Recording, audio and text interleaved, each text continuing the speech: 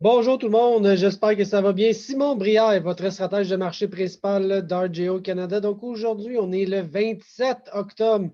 On va aller regarder un peu la progression des récoltes, le marché à terme, hein, parce qu'il y a beaucoup d'informations que le marché nous donne en ce moment. On va aller regarder tout ça.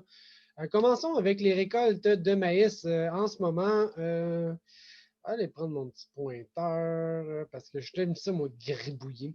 Donc, maïs, on est rendu à 72 de récolté. C'est plus rapide que les dernières années. C'est plus rapide aussi que les moyennes. Donc, les récoltes se font très bien. Au niveau du soya, là aussi, 83 est récolté. En moyenne, c'est 73. Avance. Petite situation maintenant au niveau du blé d'hiver. Et là, ce n'est pas au point de vue des semis ou des récoltes, c'est les conditions, donc la qualité. Seulement 41 du blé d'hiver est de bonne ou d'excellente qualité. Et ça, c'est très faible. En moyenne ou en l'année dernière, c'est 56.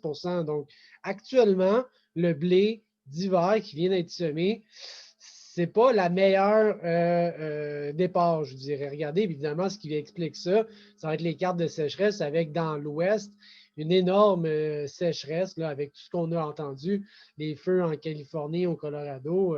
C'est pas pour rien que ça se met à brûler, c'est très, très sec. Et si je regardais les pourcentages, disons, du blé qui est dans une zone de sécheresse, c'est 48 du blé. Et là, j'ai la carte en vert ici, c'est où ce que le blé d'hiver est semé. En rouge, c'est les espaces de sécheresse. Mais 48 du blé est dans un secteur de sécheresse. Donc, ça explique pourquoi. Regardez, quand on regarde ces cartes-là dans les dernières années, on est ici, là, OK? On est au mois d'octobre. Le blé d'hiver va être semé. Ensuite de ça, c'est l'hiver, on est en dormance et on se réveille. On est ici. Donc, on dort beaucoup de temps avant de se rendre aux récoltes du mois de juillet. Mais à 41 de bonnes ou d'excellentes conditions, on est vraiment un des pires départs depuis des années. Donc, ça va avoir le temps de revenir, mais ce n'est pas un bon départ. Et on souhaite évidemment des qualités beaucoup plus élevées pour espérer un meilleur rendement. Marché à terme maintenant. Qu'est-ce que c'est le marché à terme? C'est du futur, hein? À terme. Ce n'est pas le marché à tout de suite, c'est le marché à tantôt, le marché à terme. Ça, pour faire des liens, des fois, je vais prendre comme un jeu de football. J'ai mis Tom Brady, puis j'ai mis Terrell Owens, OK? Un receveur de passe et un corps arrière. Le marché à terme, c'est un peu des anticipations, c'est le futur, je m'exprime. Disons que Tom Brady, le corps arrière, prend le ballon, il veut faire une passe à son receveur, Terrell Owens. Mais là, si je regarde le marché de manière ponctuelle, ici, j'ai mon Terrell Owens, il s'en va dans le fond pour recevoir la passe. Mais Tom, pour y faire une passe puis qu'il l'attrape, là, il faut qu'il anticipe, il va être où le receveur au moment d'attraper le ballon. Fait que s'il regarde aujourd'hui, maintenant, là, on prend une photo, bing, ben, il va y faire une passe là. C'est pas ça qu'on veut. Il faut qu'il anticipe le mouvement. Donc, c'est un marché qui est en mouvement.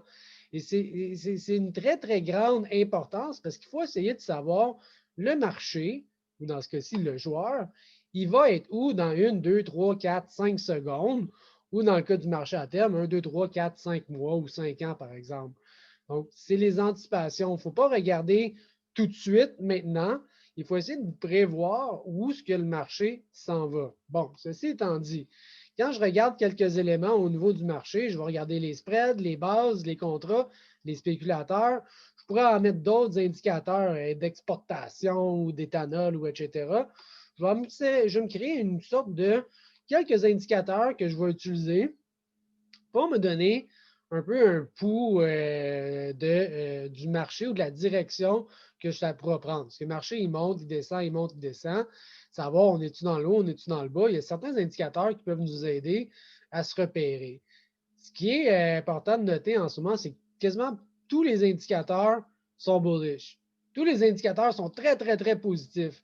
Ce qui fait qu'à un moment donné, je me dis, bon, à un moment donné, si tout est positif, techniquement, on est-tu dans un top et on va commencer à rebaisser?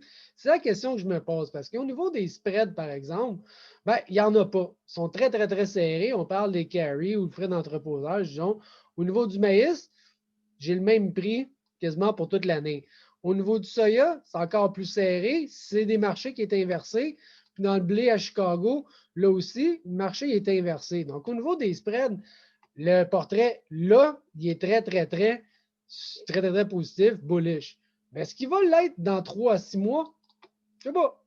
Au niveau des bases d'exportation, je regarde dans le golfe de la Nouvelle-Orléans, je prie par exemple le maïs, les bases sont très élevées. Habituellement, à ce temps-ci de l'année, les bases ont plus en tendance à baisser sous le poids des récoltes et on se ramasse aujourd'hui. Pas du tout ça. Les bases sont très fortes. Mais les bases sont fortes aujourd'hui. Est-ce qu'ils vont toujours être fortes? Ils vont continuer à monter? Je ne sais pas. Mais les bases sont très fortes. Les contrats à terme ont suivi. Hein, l'analyse technique, les contrats à terme se sont partis de 3 piastres et 20, 3 piastres et 10 en mois d'août. On est rendu à 4 piastres et 20 en ce moment. Ça a augmenté phénoménal. Donc, les contrats à terme, c'est fort.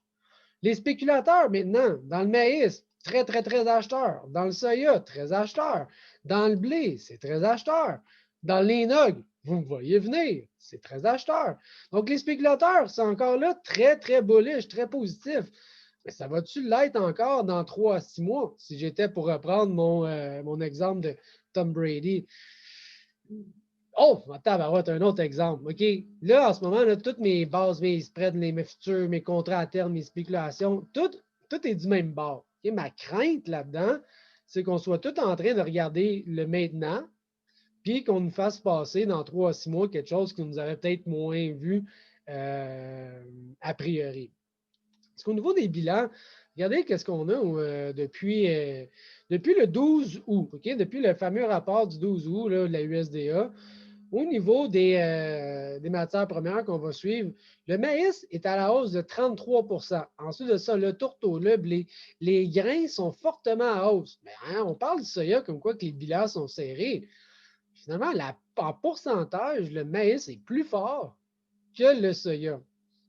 Ah ouais, on l'a peut-être moins vu venir, celle-là. Puis en termes d'élevage, ben, les contrats à terme, oui, décembre puis octobre, ça a été quand même bien, mais pour le reste, les contrats à terme d'élevage, pour ce qui est du bœuf puis du porc, on est loin d'avoir les mêmes augmentations que le prix du grain. Donc, en termes de rentabilité pour le secteur animal, ça ne s'est pas amélioré depuis 2 mois.